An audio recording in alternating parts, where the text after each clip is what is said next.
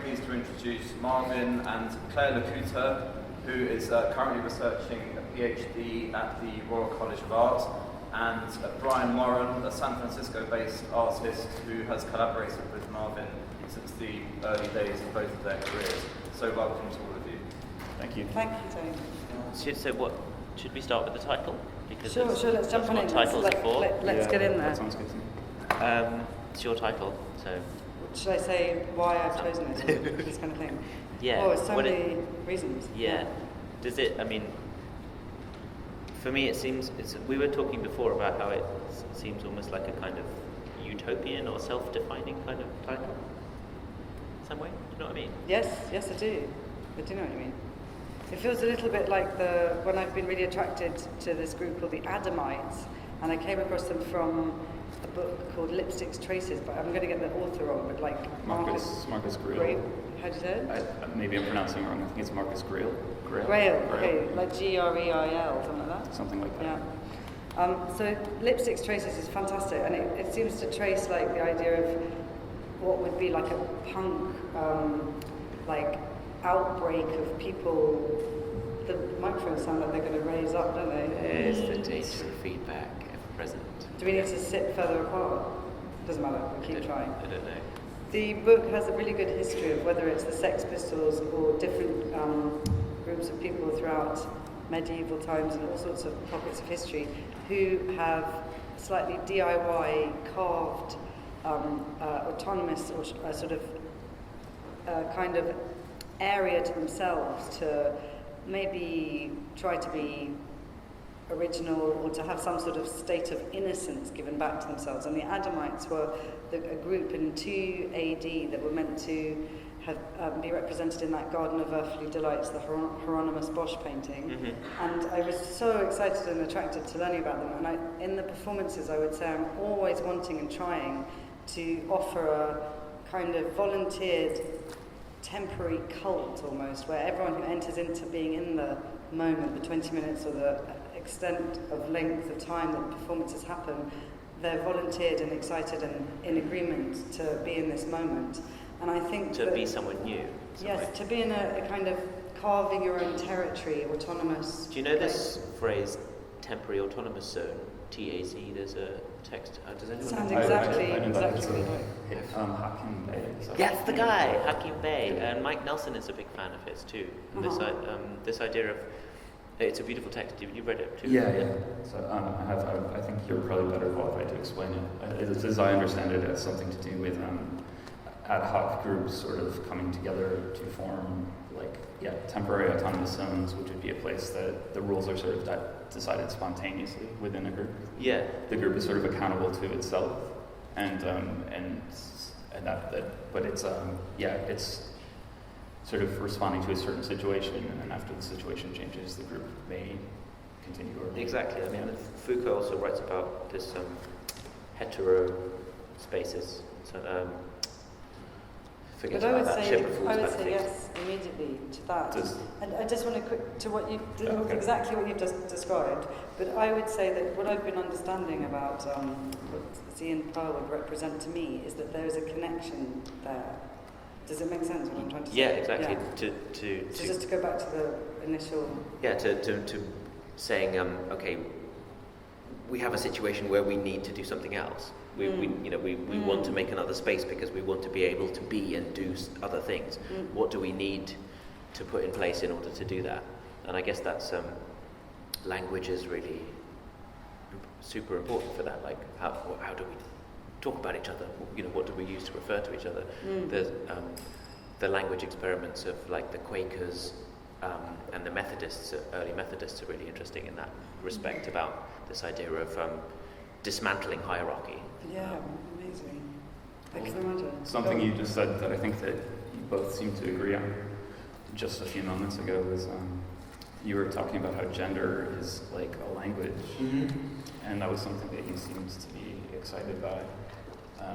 You were talking about like the performative nature of gender, and you were talking about how it sort of comes into being through the use of words and things like that. Yeah, and we pick it up around the same time that we pick up language developmentally, about sort of 3 and 4, if we start expressing ourselves in coded ways, like it's a coded system. And the question about Z and Per being this coded system we've got isn't big enough, doesn't fit, like it's not good enough, the labels aren't enough. How do we describe these things? And I guess that's really relevant, like what Brian and I were talking about earlier on in the station, about a kind of philosophical approach of non-division, about saying these kind of categories that we use to describe things they're functional, but when they become a kind of institution, they start squashing stuff. And I guess this is the point also with, if we have to describe these things as paintings, then you start making up lots of kind of nonsense about how they're paintings. And if we're like, that they kind of I love that. like you have to it's like okay, we want to describe them as paintings because paintings are worth more money, right? Yes. No, I don't know. No, I think I wanted to do them as paintings because it's cheeky with the history of painting. Yeah, good, because it's also sort of up yours to hence the giant gold frames. Yeah, that's. I mean, what you I think talking about something. Yeah, I don't know, being rooted in a definition and then that becoming institutionalized. I mean, you agree that that's something that you're sort of looking for those sites where you feel like there's an institutional kind of oppression happening through a definition of something, and it seems like you're consistently interested in challenging that. Making a zone where that's all exploded in some way. I'm quite interested to see what you can get away with. Mm-hmm. I'm interested. I'm not trying to take on the law, and I'm quite interested in. For example, I stayed researching and lived in Holland for a while, living and working out with what anti-crack was and the squatting system there. And I remember understanding that I was quite excited to come back to wanting to put on events within a rented flat because I wanted it to be linked to society, normal society, like the bigger picture, so that anyone else who was also working and renting could also be doing an exhibition in their flat. So it related through to other, that you didn't have to specialise and be this sort of person who dedicated all your time to be an outlaw, live as an outlaw. System. Yeah. Does that fit with what you're talking about? I'm really into challenging and testing the limits, but it's in a kind of cheeky kind of what you can get away with. I'm really not up for, I'm not quite the pussy riot. I don't really want to go to prison. I'm not saying they did. Well, exactly, they were very provocative. My provocation is quite. I'd say I'm trying to stay covert. But maybe we should change the subject. It's too quiet. Let's change the subject. Nobody called the authorities. I guess this relates to what we were talking about before about carnivalism, with like Bakhtin and Rabelais and all that kind of stuff. How do you feel about carnivals? I've read the introduction of many times. Likewise. Are you asking me? Yes. What's your work? What's about the show? We talk about the show? Yes. Oh God, I'm so okay. Carnival. Talk about carnivals. How great they are. I definitely like Notting Hill Carnival. I haven't been for a long time, but I'm the type of person that would go on my own to a carnival. Does that make sense? Like I would have no fear in going on my own to a carnival because I've got some weird, entirely sixth sense or knowledge. I know I'll run into my friends. Does it make sense? I just have some completely crazy free-falling ability. Homing instinct. Hitchhiking's the same. I think it's probably to do with being able to read body language well and also having a certain amount of faith and trust in the universe. Yeah, and but also somehow not having passed a certain point of like being a 5-year-old in some way. Being in touch with my childishness, yes, definitely. The carnival in Bakhtin I can summarise. I used to do this thing in lectures where I'd give a lecture, I'd roll around on the floor. So you know how there's a lectern, there's this weird piece of wood that you can stand next to with a microphone, with a light. Slanty one. It's called a lectern, isn't it? Like so I used to do this thing where I'd roll around on the floor and offer to give the rest of the lecture rolling around on the floor. And then you'd also have the option for me to stand by the lectern. And the lectern is seriously boring, but if the other option is this annoying kind of rolling around on the floor business, you actually end up realising that lectern's really useful. It's a tool, it's a functional object, like these things which are symbols of authority. But that's how carnival, and then I would say that that's how the Bakhtin book explains carnival, is that carnival is this finite time where you can let rip and be insane, but actually it's finite, it finishes, it's 3 days, and then you're all exhausted from being nude and sleeping with anyone you like and farting loudly. Wearing a bat mask. On your bottom. You then go back to work feeling relieved to go back to normality. So it in fact serves the powers that be there's a sort of system. weird reciprocal relationship between the wildness of the carnival and like normal life. And normal life is really kind of also good very as well. useful. Yeah, useful and good. Yeah. Exactly like the lectern. Yeah. Yeah. I thought. I mean, Bakhtin has like been sort of present for a really long time with your work. I mean, I can remember that, like maybe years ago, there was like a small reading group you conducted with Jabba the Hutt, and people were invited to do readings from Rabelais and his world. But in order to do that, you had to wear sort of like Y fronts, like big giant Y front pants On your clothes. on you. It's like a gesture of the carnivalesque. It's like a gesture towards like the inside outness of like. I would like to have done that today, obviously, if we could have enough Hand out pants. white fronts at the We could all wear pants on top of your clothes. But it comes from a Woody Allen film. I think it's the Bananas one, where one of the leaders' power goes to his head and he makes everyone wear their underwear on the outside. So good. But we're talking about Bakhtin, I just remembered something that's a bit romantic and sad, is I went to pick up a book. I'd asked for a copy of it at Waterstones down in Piccadilly when I was quite a young student, and the guy who was working there went to get it for me, and he was so nervous and excited, and he started telling me about Bakhtin and how much he knows about him and how he'd read everything, and I was too shy to understand that he could have been the love of my life or something. I just sort of snatched the book and was embarrassed and left, and I just thought, what a missed opportunity, when you realise afterwards, not everyone has ever read he'd read everything, like every Yeah, that is a one. rare thing. But anyway, maybe I'll meet them again, who knows. Can we go like 3 steps sideways and talk about how this looks a bit like a temple of some kind? You up for that? So possibly, yes. Yeah, but maybe can you say a bit about what the image behind us is? The enormous colonnade. If we're linked, so we can sort of turn. thing. Can we turn? Yeah. Yes, I can just put up. That's Just remind yourself what it is. What did you put on that wall? We've only just downed pens or downed tools about half an hour ago to get the show ready. So the object behind me it's meant to be I don't know how, you can pronounce it different ways, but automaton or automator, but I think it's automaton. But it's so I was really inspired by the history of how technology is actually linked to the making of toys. Loads of when clocks were being first made, whether it's from bell towers to when clocks had little figures called jacks that would come out on little turning sort of mechanizations and ring the bell. Like a little figure would go ding, ding.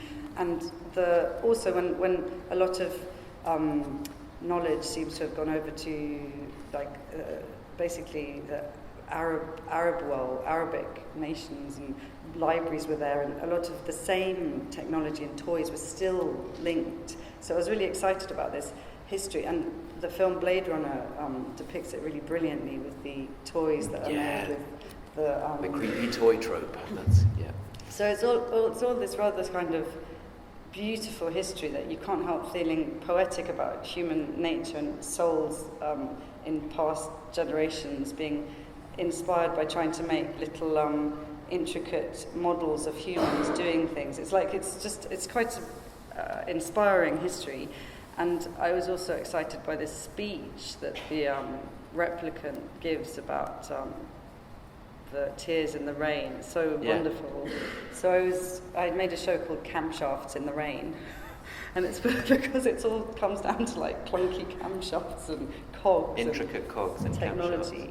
And that's And linked that's to like puppets and costume and this kind of uncanny, we were talking about this before, this kind of uncanny thing about the weird borderland between animate and inanimate, which also kind of relates to that Z and Per stuff in a philosophical way, about going, well, what happens if we explore this space where we don't know if it's alive or not, or what it means to be alive, or what's the difference, can objects have faces, that all those kind of questions seem really raised. Boundary issues, yeah.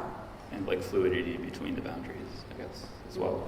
Yeah, exactly. And this kind of space of play, which I think is also really evident here, and play in a... Oh, these compliments. We're getting them. I am. Yeah, you only sort of, this kind of reputation that play has as non-serious, which is clearly not the case if you hang out with children. You know, how deeply important the space of play is. I don't know if you want to talk about play a bit and performance. Well, recently I keep being given these super interesting jobs now that I'm kind of a grown-up technically now. And technically? I've got a mortgage. Ha ha ha. And apparently that defines you as a grown-up. Yes, debt is what told. Being grown-up is about. So it's only it's from December that I have this experience. But and it's in Glasgow, which maybe makes a difference too. But the thing I was trying to say was something to do with... So I've been recently, in the last few years, I've been being given more and more interesting projects that involve huge teams of people taking on intensely serious subject matter and like what I would call actual cultural revolutions, personally. One of them is decolonialization, and another one is... the defense of play and risk-taking for different generations, like kids, and you're not allowed to call them kids, probably young adults and children. But so they're projects that are within huge groups of, how do you say, like exposure to big numbers of people within communities in different parts of the world. Mass projects. Yeah, they're very big, and I'm a team member. I'm a camshaft or a cog, whatever. I'm part of a team which I'm really into that. I like that, and then. All I'm going to say is that one of the women who I met recently, she's called Katie Bruce, and she works at Gomer in Glasgow. She was researching the right to play, and she ended up, her research took her all the way to the United Nations to rewrite the outline of what the children are entitled to. That is absolutely perfect. Quite good, perfect. isn't it? Yeah, I know. And I think that's what really... That's why Z and Per is also really, to kind of go back to the beginning again. That's why it's so interesting. What seemed to be a kind of 1980s social experiment for people who have complex relationships with the language of gender in California becomes a massive philosophical question. Like a massive worldwide philosophical question 30, 40 years later. Amazing. And that, I think that's really... It feels very exciting to me. It's exciting. It's like that you can be drawn to that kind of thing as long as you quiet that voice that says this isn't important. But who's saying it's not important? Yeah, precisely that internal kind of fear that you have. Oh, no, I can't look into this. This isn't relevant or important. As soon as you kind of turn down that volume. That's fascinating because I don't have that. Well, I think that's why you make work like this, Marvin. That's why we're here. This is a good way for me to bring in Brian, because one of the things I don't have is I have this annoying thing called bravado, which I talked about in the morning. But it's like apparently it's awful. It's like meant to be good for battle. Do you know what I mean? Like you're meant to just go whoa and like run into battle kind of thing. I have got lots of it, but the thing that seems really important is that I have checking systems. Right. And one of them is Brian. Yeah. Outsourced checking systems. And wait, there's another thing I'm holding on to with what you said about permission I don't have the internal stopping. So, for example, I wanted to call the show Z and Per, and then, to be honest, it's because I find it fun onomatopoeically. Mm-hmm. That's the right way to say it. Like, it's just hilarious fun. Yeah. But wait for it. I'm going to show something now. Is that all right? It's not a surprise. Is that bad? I'm showing that. What? National Geographic? I didn't check. Okay, so there was. I remember when I first. I mean, it's a really questionable television show, but it's interesting that the gender tipping point was 2015. Allegedly, yes. I was at an airport and I saw this. Can you all see it? It's basically National Geographic magazine, which has Gender Revolution written on the top of it as its main thing. And I just thought, oh my God, it's like Main Street. It's basically Main Street. It's like if it's on the National Geographic, it's everywhere. Absolutely. Although there was another almost identical one in the 70s. Oh, okay. So I guess the point that I'd like to make in terms of this is that you can't trust. Oh God, microphones. You can't trust microphones. It might be me if I don't sit up. You can't trust anyone. I mean, so the whole point about anything which is slightly outside the norms is that it's constantly represented as though it's new, as though it can't. It's not ready yet. Which is the same with like feminism, which has been around for like 5,000 years. Trap. I get what you're saying. That's brilliant. I understand what you're saying. So one of the most hilarious things as somebody, there are a few hilarious things about studying the media as a trans person, but one of the most hilarious things is how regularly first time ever headlines come up, and you can usually trace them. They come back about every 5 or 6 years, the same first time ever headlines, which is why it's so great to have the internet, because you can just I was going to say computers. Word search it. Yeah, exactly. So I guess, I mean, yeah. Wait, sorry, I just want to explain. You know how before we were talking, we were getting excited saying it. It's like feels like an exciting revolution. What I found really interesting is if it's on sort of being presented as mainstream, if it's mainstream enough to be regurgitated on like things like National Geographic. Yep. I was thinking, well, I'm not shy enough to want to be part of it. Like that's crazy. That's insane. I'm going to be talking. I want to bring it up and discuss it and blah blah. And so I was still being shy. And I still want to talk about Brian, but there's a backtracking thing with the ECA connection, Edinburgh College of Art. The important ones are at the back, the ones how now I've really set myself up, but the less important one, the other ones are here. But I was invited. The ones with more debt are at the back. The ones with more debt are at the back. Yeah. That's a good way of putting it. I was invited by some students who are from a different department when it was segmented into painting and intermedia and sculpture to talk to them because they wanted to make a show in China about the petit mort, the little death that happens after sex, the feeling of disappointment or something like this. And I was like, are you kidding me? Like I was just walking down a corridor and they were like, so they were like, we need to call Marvin, she can help with this. They want to do a show in China and it's about this kind of madly sexual sort of subject matter. And also very 19th century. And it gets better. I've just got to get it out. I'll try really quickly to say it all. So I was a bit like, first of all, I'm really sorry I can't talk to you because you're from another department. I'm not allowed to because it's to do with employment things. So then I said, the only way to do it is if you make a student-led workshop that's cross-discipline, so then we can do it. So then we were thinking of how to do a feminist workshop because I thought that was okay, but then I understood about if you lift the lid on feminism, you basically talk about equality, which then allows everyone else in, and then the whole discussion is like a crazy box of many, how do you say it, Pandora's box, I don't know if I can even say that, but many different discussion points to the point where you feel stressfully fragmented to not discuss anything almost. Mm-hmm. But they were really amazing, and I really give credit to the students that I was in contact with. I learned so much. There was one girl called Ellen who made a fanzine which had all of the definitions, the terminology that you need to talk about, which is the same thing in here. So fascinating. All the Z and pers that are in, all different gender pronouns. Specific pronouns and things. And I learned so much, but on a playful level, all I was trying to say is that Z and per sounds so good in itself. It's fun to say. You feel like you could be a band called Z and Per or some fun thing like that. That's what we were talking about when we met, actually. We were about. And I'm could still up still for happen, that plan. Could still happen here now. But all I'm trying to get quickly back to is those workshops I learned massively from. But embarrassingly, after the 6 months that we finally got to put on the workshop, the show, the girls in China, sexuality, had shifted to allow some boys in, and it was going to be about objects in space. The most boy subject ever. Isn't it fascinating? Yeah. So it's like there's so much in there to say you need to, in my opinion, defend space to allow different groups of people to develop ideas to fruition before the boys and objects in space get in on it. Yeah.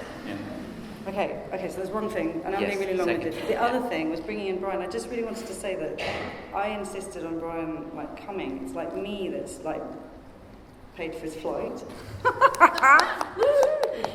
on my credit card to add to my debt. I'm very happy to be here. We're going to be crowdfunding that later if anyone else would like to There's chip a hat in. at the door. But the thing I'm trying to say is that when I was on my BA, I was in one of the departments, sculpture. It was really fun with Philip de Barlow, who kept laughing a lot and was amazing. And then I ran into Brian because, I don't know, we sort of had some subject matter stuff in common.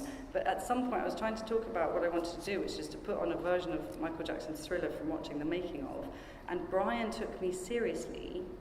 And because Brian took me seriously, I then did it. Does that make sense as a pattern? Yes, absolutely. That has continued to happen since then. So that's a long time. It's from it must be 1998 or sometime. Quite a long time.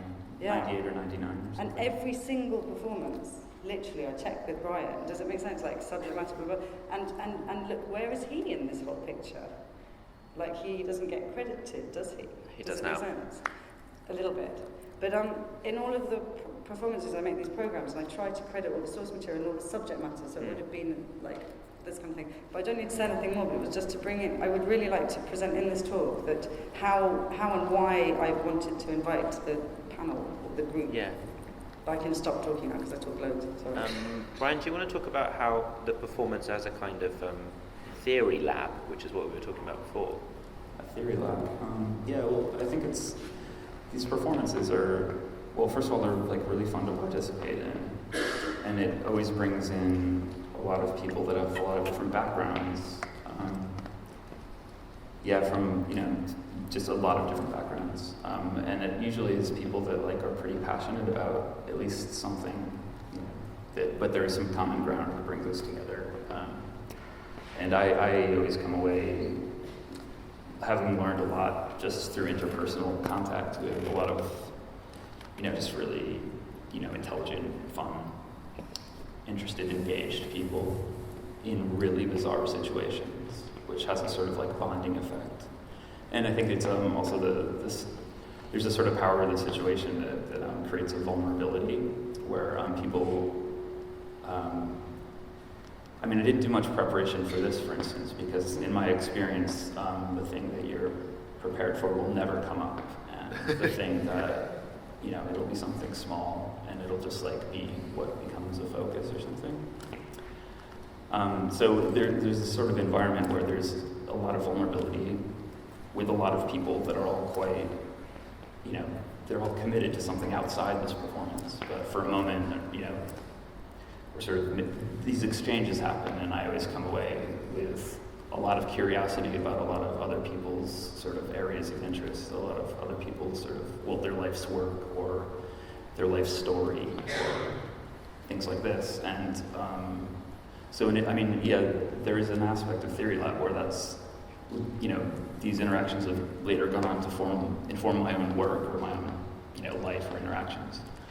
But then it also often leads to like really long-term friendships, really long-term relationships, really long-term like just exchanges, that even if I don't see these people, we're still exchanging. Still kind of like, improvising, knowing that we can trust each other to, like you say, to try out ideas with each other. And I think that, at least I've been lucky enough to have that experience with like quite a few people that have come together through the group, either once or repeatedly. And I guess that's a type of theory lab, I guess. And this, I guess the most important thing to stress is that non-division between theory, practice, life. That's right. That's right.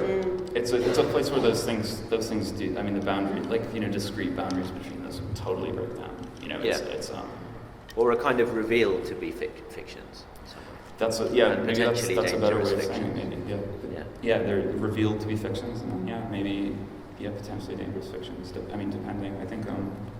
I join in though because I was going to say that I said I with Brian he's like my soundboard or something awful like that where you say it's just quite simple though. We'll Skype a lot or we ring up and I would just say no I want to talk about this. And Brian just goes and twiddles his hair. I notice. Yeah, I do that. I'm doing my best not to.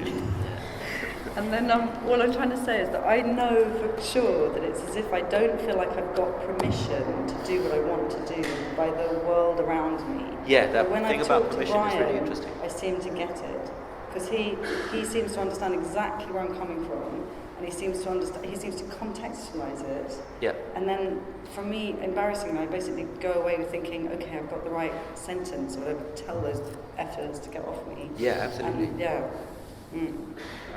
And, these groups, these events, this work couldn't happen without some form of like community accountability. Yeah. And these.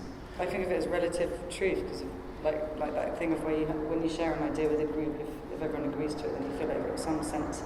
It's about trust and it is about trust. and agreement, isn't it? It's about which has to have risk involved. It can't just be people who say yes to everything that you say. Absolutely, yeah. Like that doesn't work.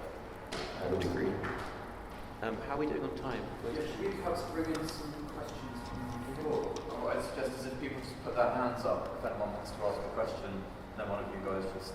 Sure. And there's a mic somewhere. I don't know if we do have Can I just quickly say where I met Claire? Because Yes. I said where sort of how I know Brian. Is that okay? Because that's quite fair. And when people do ask questions, if you just speak up because the acoustics are not great in the room, thank you.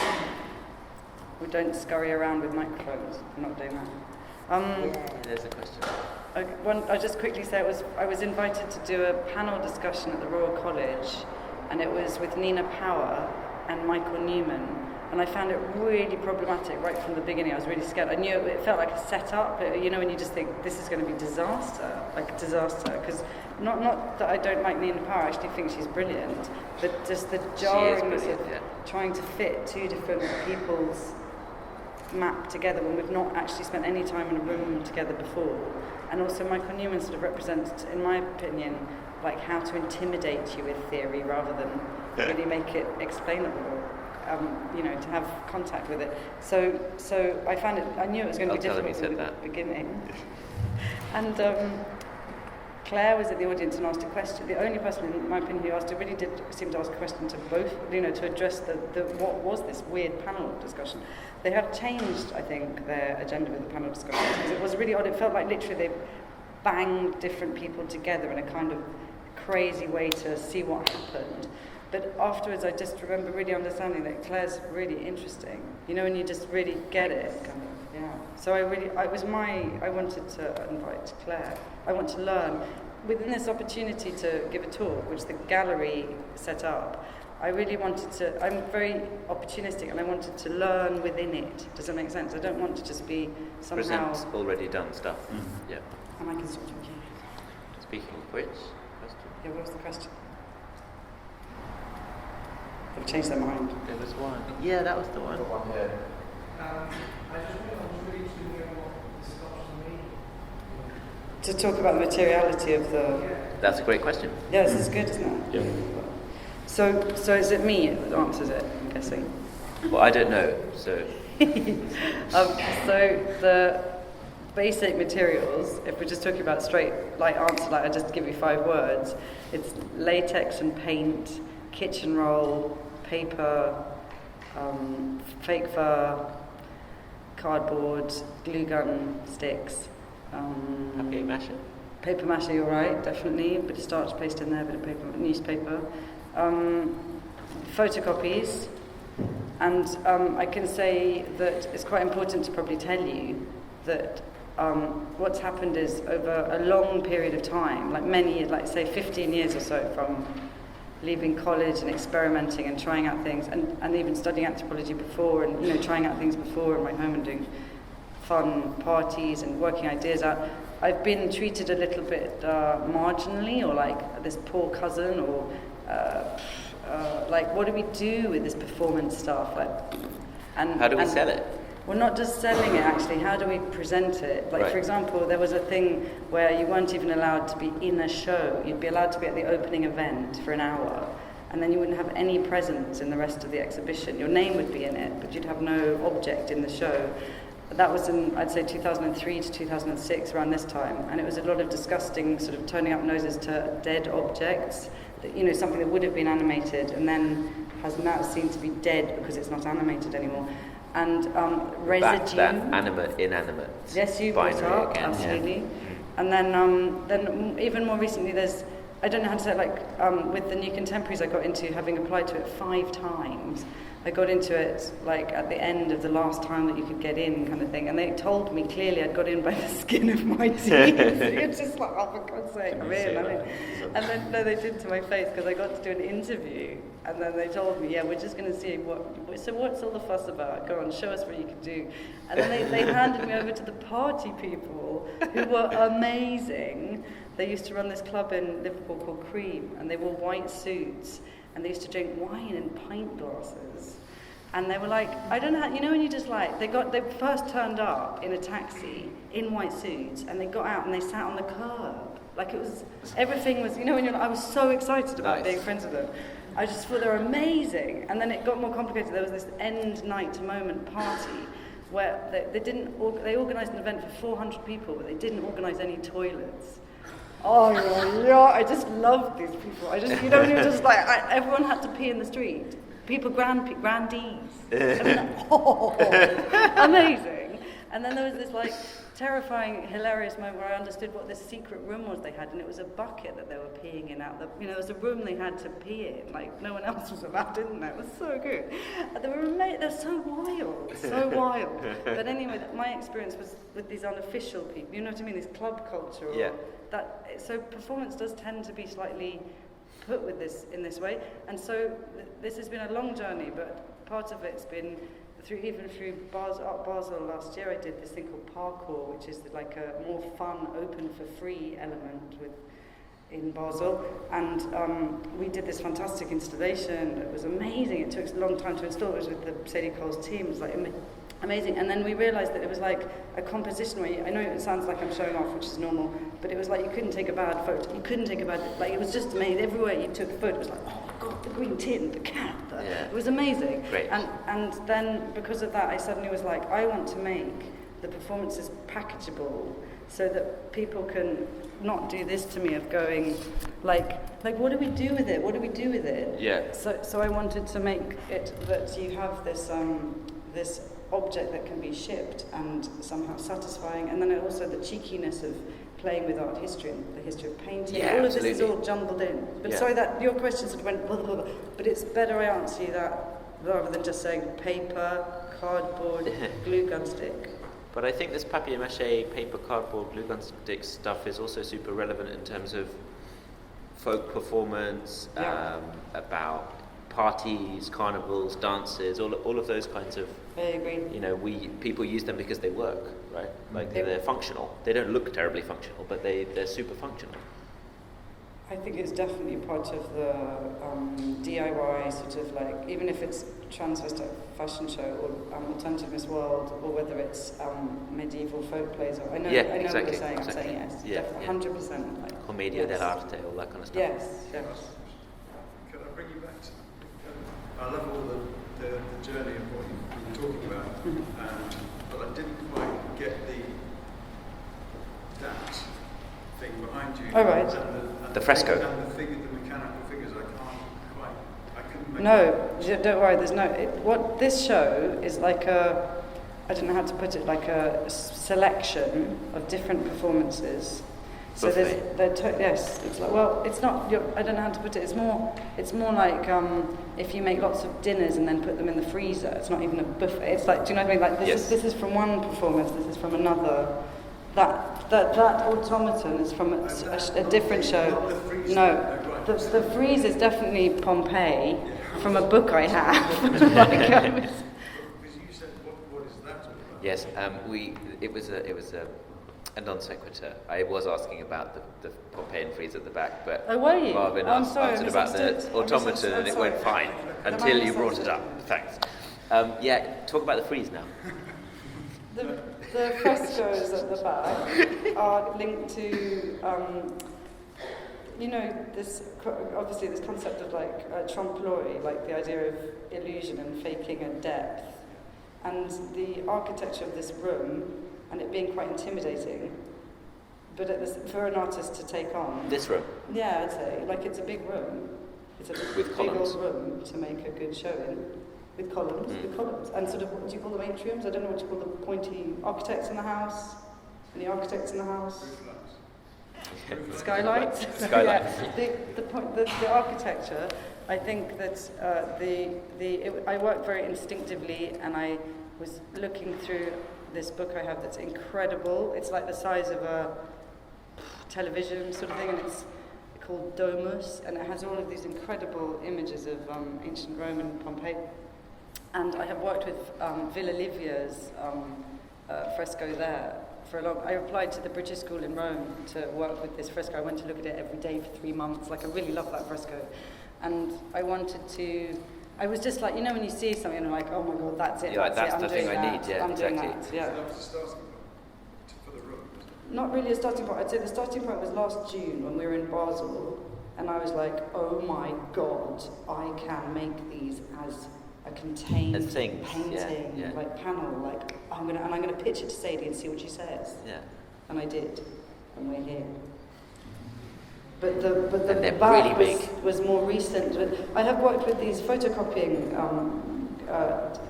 How do you put it? Like huge company that does architectural sort of blueprints and big photocopies. And when I was at the Slade, I went in and chatted them up, kind of chatty me. And I went and asked, because the maximum width is 88 centimetres or something like that. And I worked out you could do no end of length, and that you could like do a huge room. So I was making backdrops with paper like this for a long time, with plumbing pipe structures to make theatre setups, and then doing performances in front of them. You can click-clack them together. It's very satisfying to me because I'm a girl and I can... Well, am I a girl, actually? I don't know, you're That's debt a now. good You're in question. debt. You're a woman. That's what debt makes with you a hand, woman, I think. with a deep voice. It's the idea was that with the person of my strength, that I can make something that's 5 meters high. Make something huge. Yeah, Yeah. I like. And I then like it's modular cheekiness as again, well, the that you can just boundary keep adding. pushing. Adding. Yes. And these are too. These click-clack down. You take the objects off; they're all tied on, and you cut the panel. It comes into half, and it flat packs.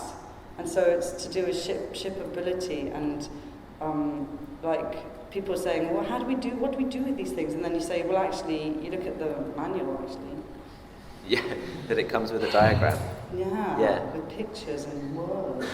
Which is also the point about parties being practical and festivals being practical, that you learn logistical skills, which you wouldn't necessarily learn if you're only making gallery stuff and not thinking about That's interesting. how do I take it in a taxi, you know. Yeah. I know buses are more useful. Yeah. I know what you mean. But that's really interesting. Oh, God, I just want to talk to... I do want to talk to Brian too. What do you think, Brian? Sorry, Brian. I will. Anything. More questions? Yes. So all the objects are related to performances. Yes. There's new ones, Matt. So would you- Should I pretend I don't know you? Consider then, or how would it be, is the performance a necessary condition for this object to be here and on the wall? That is such a Such a good good question. You could make just the thing and be a girl with an object in the room. Okay, Without the performance this is getting kind of- juicy now, isn't Yeah, it? This good. is getting good. I don't know the answers, but there is a level. Should we let Brian answer? Yeah, Brian, what do you think?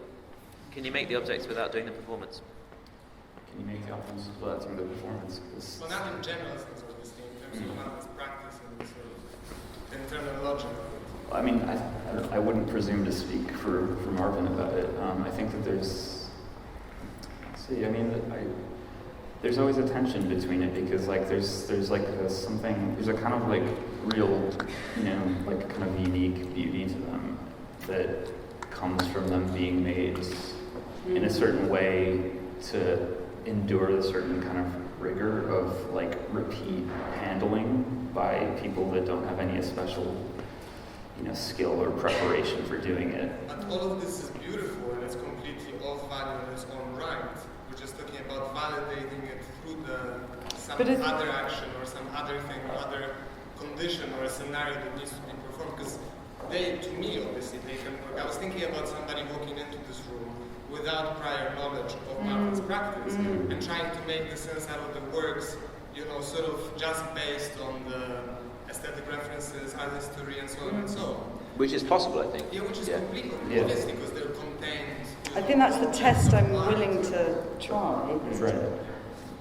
So, But I know what you're saying, because I remember a while ago understanding that the market, like Frieze Art Fair, that I was an art student before Frieze Art Fair sort of existed. So I have witnessed Frieze Art, well, it's maybe when I was a student sort of on.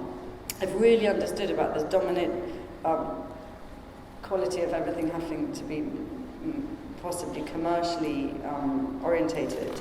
And there's a level where, or the focus of the art platform is possibly the commercial world. But there's lots of things to say. I have had a lot of freedom through working with the commercial gallery, which was really fascinating, like the Odd Man Out show in 2011 with Sadie Cole's gallery was the first time I've ever been given the opportunity to use a space where I didn't just have a one-night event, where I could stay in the building and develop and do things like more rehearsals to a depth that we'd never had before. And I can see Joe's nodding because he was part of that. It's like, there's no health and safety with commercial galleries.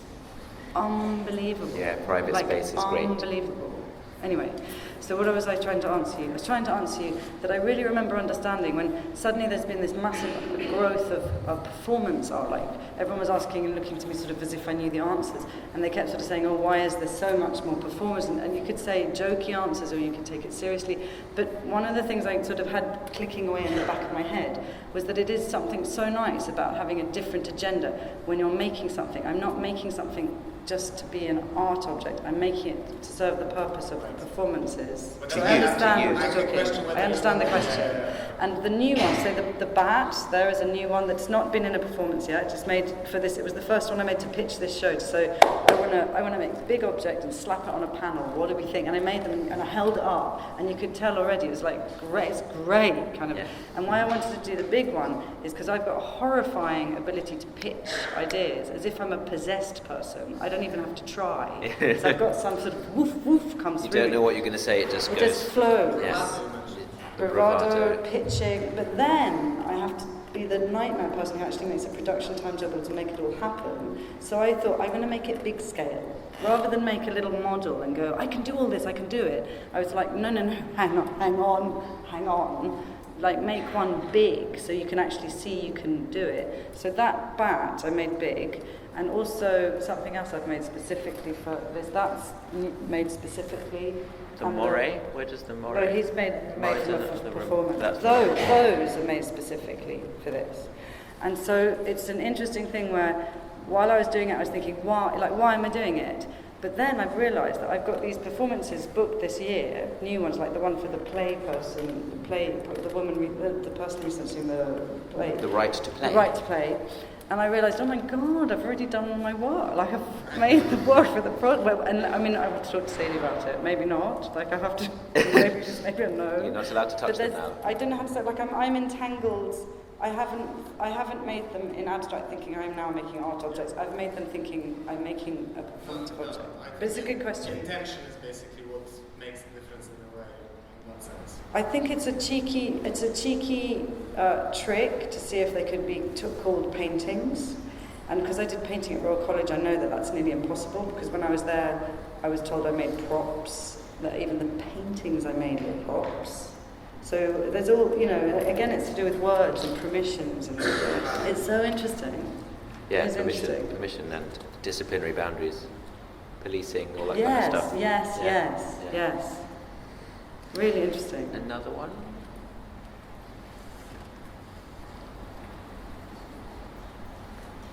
Well, I have another one.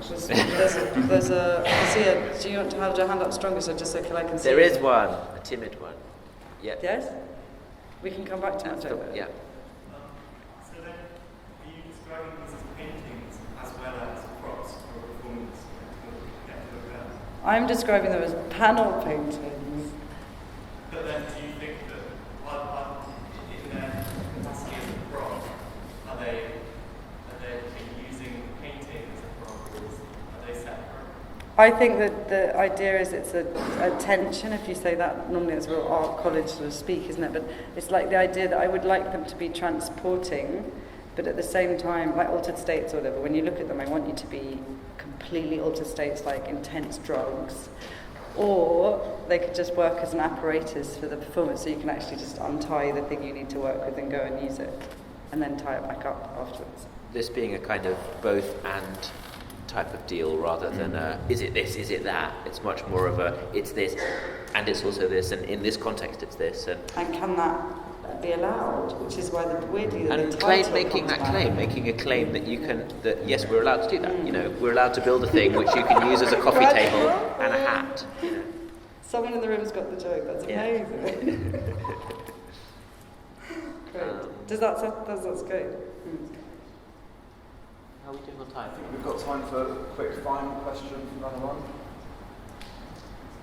In which case, I'm going to say thank you to Brian, Marvin, Clair. Thanks for a Thanks so much.